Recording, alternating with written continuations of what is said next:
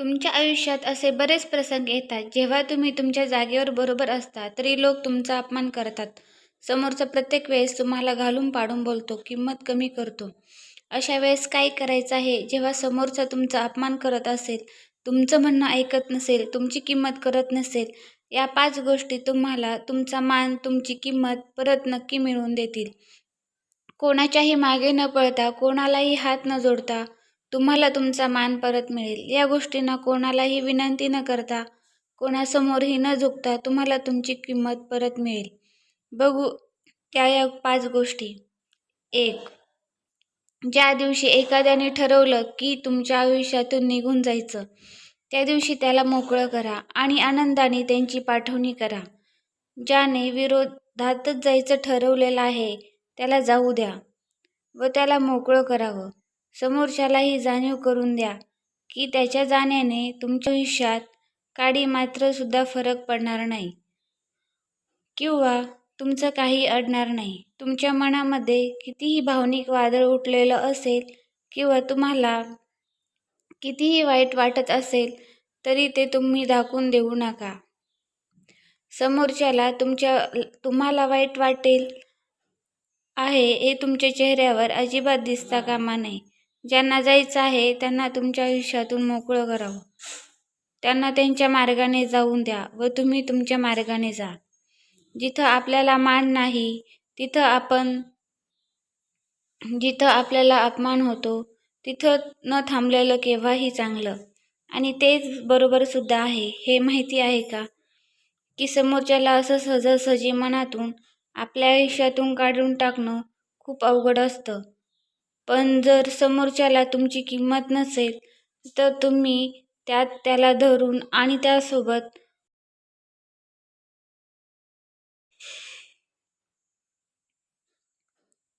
Number 2.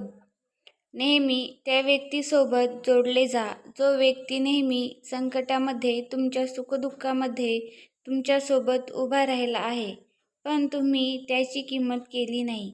जो मरेपर्यंत तुमच्यासोबत राहणार आहे. आणि ती व्यक्ती म्हणजे तुम्ही स्वतः. स्वतःसोबत जोडले जा. स्वतःला वेळ द्या. जेवढा वेळ तुम्ही समोरच्याला देत होता आणि तो मात्र निघून गेला, तेवढाच वेळ तुम्ही स्वतःसाठी द्यावा. स्वतःचा आनंद कशामध्ये आहे ते शोधा. आपल्या आनंदासाठी कोणावरही अवलंबून राहू नका आणि हेच मला सांगा आणि स्वतःमध्ये आनंदी राहायला शिका.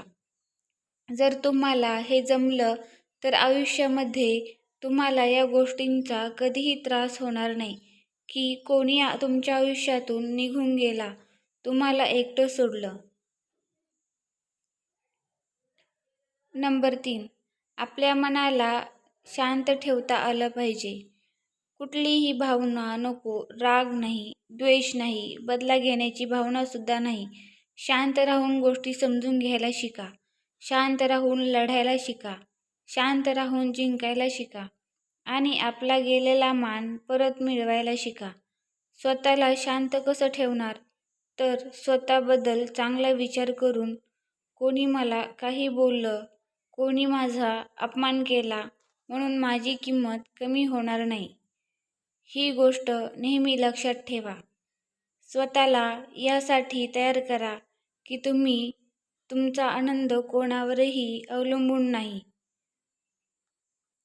नंबर 4. तुमची तुमची स्वप्नही मोठी ठेवा आणि कोणत्याही परिस्थितीत ती मिळवण्याचा प्रयत्न करा. जेव्हा तुम्ही स्वतःला वेळ देता, स्वतःसाठी जगता, तेव्हा तुमच्याकडे इतरांसाठी वेळ राहत नाही.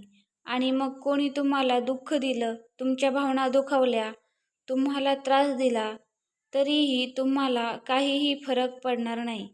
कारण तुम्ही या सगळ्याच्या पलीकडे गेलेले असता. त्यासाठी आधी स्वतःला वेळ द्या. इतरांसाठी तुमच्या मनात कुठल्याच भावना ठेवू नका. लोकांच्या मागे गेला तर लोक तर हाती लागणारच नाहीत, पण त्याऐवजी आपल्या स्वप्नांच्या मागे गेला तर स्वप्न पूर्ण केल्यानंतर लोक मात्र नक्की तुमच्या मागे येतील.